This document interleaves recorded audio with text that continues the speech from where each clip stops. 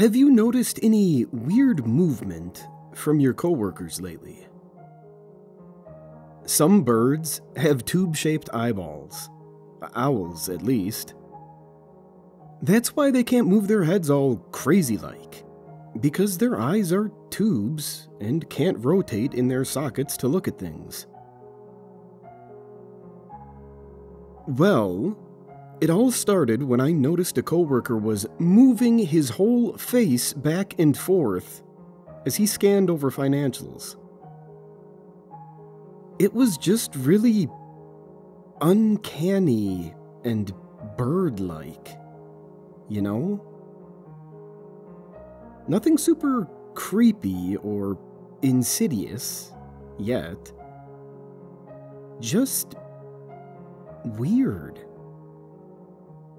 Sometimes he went full Batman and moved his entire upper body as one stiff unit.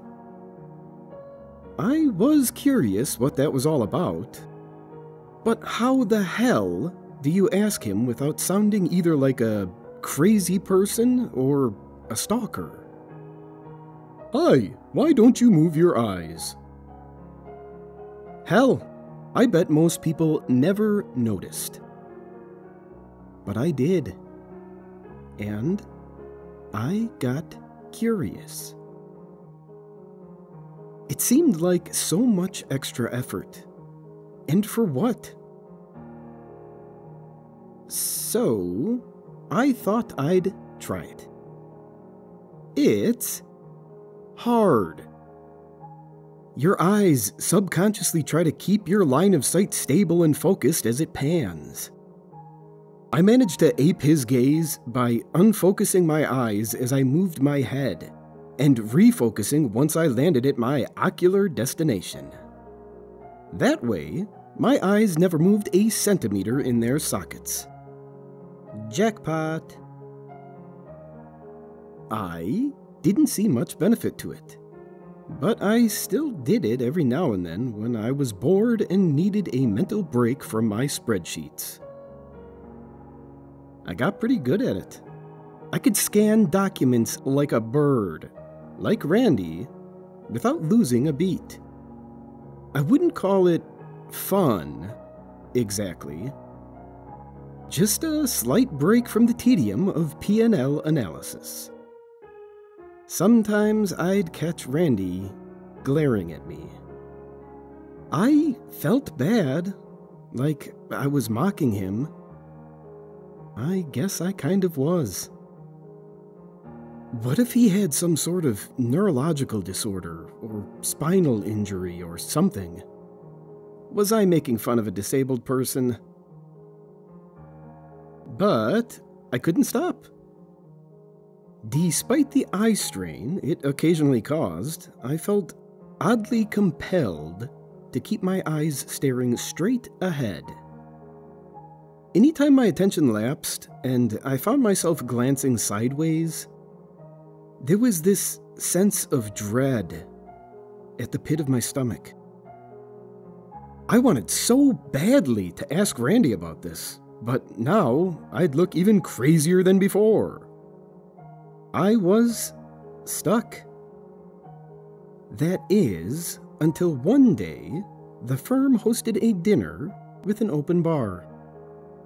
I'd never seen Randy drink, but tonight, he was slamming back Jack and Cokes like I'd never seen. Finally imbued with sufficient liquid courage, he locked eyes with me and approached at alarming speed. Oh, hey, Ren. So, you saw them too? My blood ran cold. Them? The smiles from the edge. Awkward silence lingered for what felt like an eternity. At last, he spoke again. That's a no, isn't it? He queried, clearly disappointed and not hiding it very well. Fuck. Forget I said anything. He closed his eyes, allowing them to shake in his head without worry. When they at last opened again, they were filled with tears. I placed a hand on his shoulder. It's okay, man. I don't... This is about the... I don't even know how to explain it. I'll just be blunt. I explained everything, and holy shit, the relief from this man was palpable. He grabbed my hand and pulled me into a shaded alcove next to the restaurant, away from prying eyes and ears. Mitch, you have no idea how long I've waited for someone I could talk to openly about this shit. I don't know who's compromised. Compromised? Okay, maybe he's crazy after all.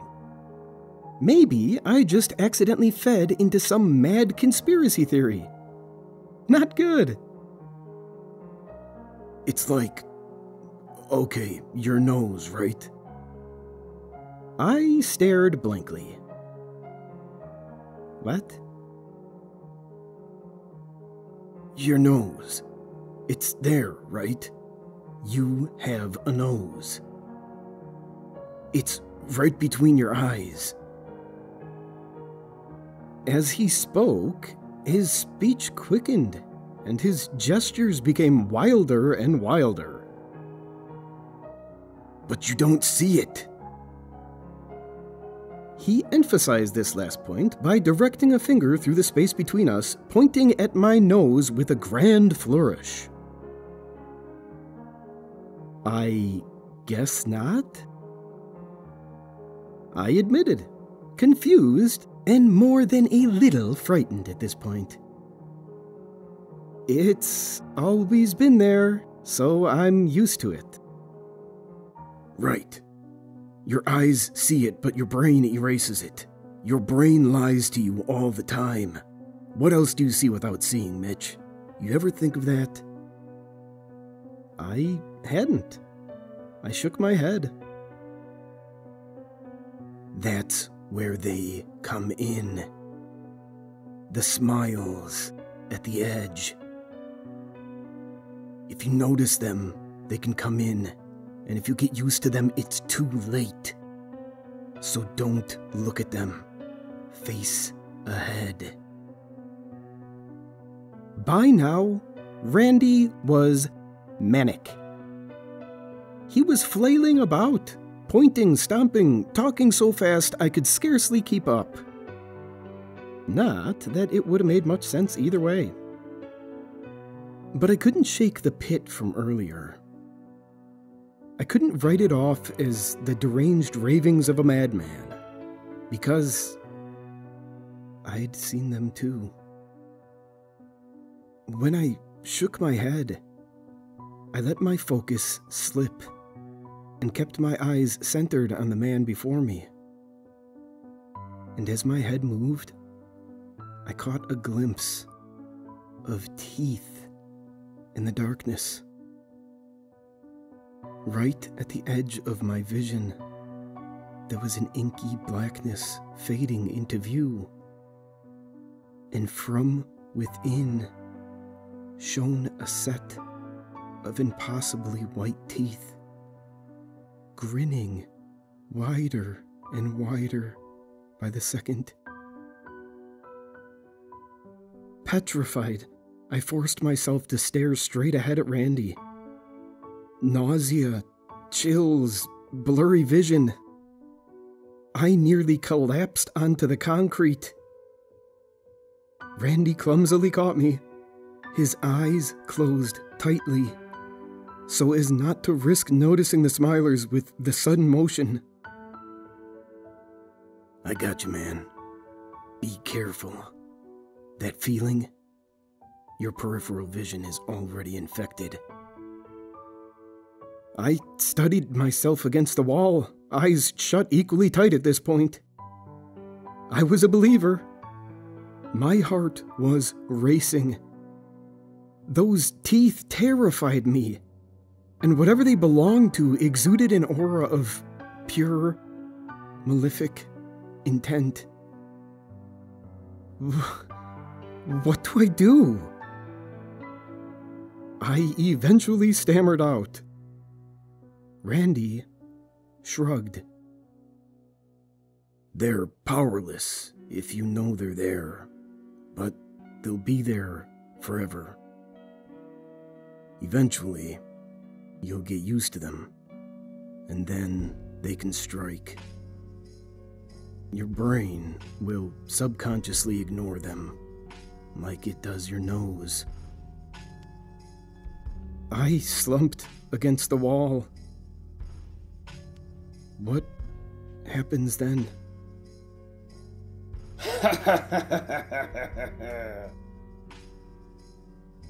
What an odd response. The man composed himself, and his voice slowed down at last, dropping an octave or two in the process. Then you'll be just like everyone else. The vast majority of the world is infected at this point. No one really knows what happens once they're fully in control. But from that point on, you'll never be able to trust your eyes again. To emphasize this point, he reached into his inner coat pocket and produced a pocket knife. That's why I carry this baby. I suggest you do the same. Better to be blind than a slave of the Smilers. Carve those suckers right out of your skull before it's too late.